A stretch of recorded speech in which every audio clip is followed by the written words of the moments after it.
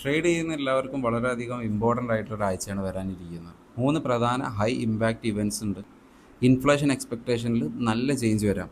കാരണം US-ഉം ഇറാനും തമ്മിലുള്ള നാവിക ഉപരോധത്തിൽ ധാരണയിലെത്തിയിട്ടുണ്ട്. ഇത് കാരണം തന്നെ സ്ട്രെയ്റ്റ് ഓഫ് ഹോർമൂസ്, ലോകത്തിലെ ഏറ്റവും കൂടുതൽ എണ്ണ വ്യാപാരം നടക്കുന്ന സ്ട്രെയ്റ്റ് ഓഫ് ഹോർമൂസിലൂടെ ഓയിൽ ടാങ്കറുകൾ എന്തായാലും പോയി തുടങ്ങും.